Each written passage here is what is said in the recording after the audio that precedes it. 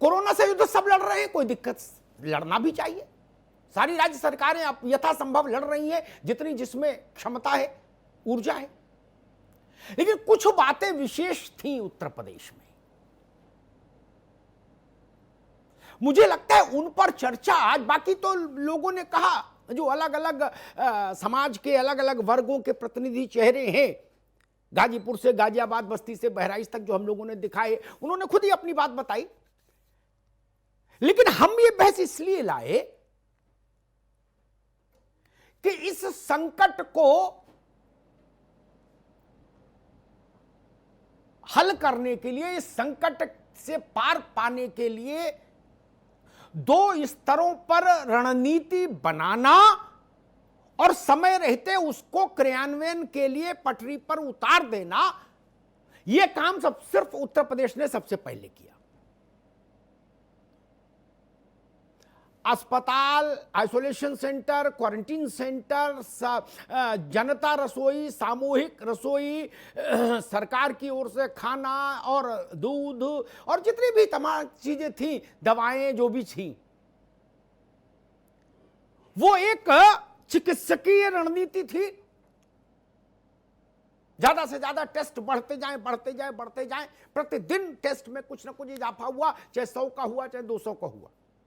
और आज उत्तर प्रदेश एक बड़ी संख्या में प्रतिदिन टेस्ट करने वाला राज्य बन पाया। एक तो वो, लेकिन उससे भी ज्यादा ये तो सब कर रहे हैं 19-20 फर्क के साथ, सब राज्य कर रहे हैं, करना ही होगा। नान्या पंथा एनाय, कोई दूसरा रास्ता कहां है।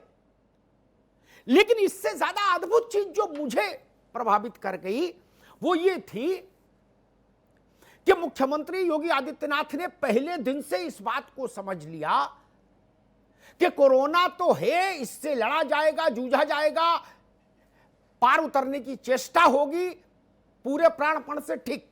लेकिन कोरोना के चलते जो पूरी आबादी पर जो आर्थिक संकट आने वाला है, उससे निपटने के लिए तत्काल प्रभाव से या साथ में ही काम करना होगा। यह नहीं कि पहले कोरोना से निपट लेंगे फिर आर्थिक संकट से निपटेंगे, तब तक कुछ बचेगा ही नहीं।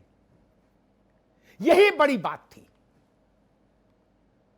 मैं 2-3 बातें देख के फिर जाऊंगा। हृदय नारायण जी जब साथ हो तो ज्यादा बोलना ठीक नहीं मेरा, हम लोग उनसे सीखते हैं।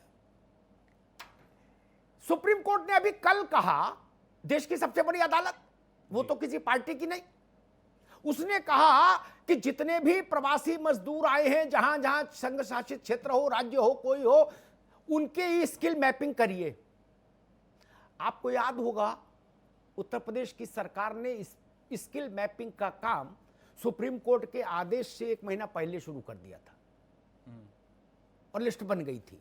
भाई कौन कारपेंटर अच्छा है, कौन पेंटर अच्छा है, कौन प्लम्बर अच्छा है, कौन बिजली का काम जानता है।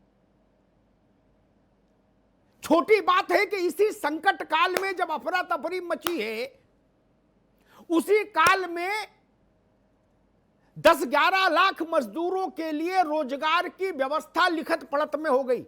बताइए, और आदमी होता वो कहता भैया आफत पड़ी हुई है, थोड़ा रुकने दो, आफत टले तो फिर सोचे।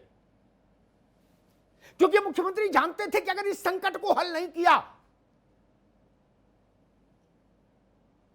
तो उस संकट, कोरोना के संकट को अगर हल कर भी लिया तो भी संकट बना रहेगा। पेट का संकट उससे भी बड़ा संकट हो जाएगा। सबसे पहले बस भेजकर मजदूरों को बुलाने का काम, बाद में सब राज्यों ने उस पर काम किया। पहली दृष्टि योगी आदित्यनाथ की गई। सबसे पहली दृष्टि ट्रेन में, कि ट्रेन से मजदूर आए, योगी आदित्यनाथ की गई। अंतर जिला ट्रेन चले, चूंकि मान लीजिए सबको लाके बस्ती पटक दिया और वो रहने वाला है कहीं और का, तो वो बस्ती से वहां तक कैसे जाए जब लॉकडाउन है। इस तरह के तमाम इनोवेटिव काम हुए। उन इनोवेटिव काम ने क्या किया, जनता के लिए आनंद की स्थिति तो संकट काल में किसी के लिए नहीं होती, लेकिन जीवन धारण करने योग्य क्षमता विकसित कर दी। अन्यथा जीवन का संकट हो जाता।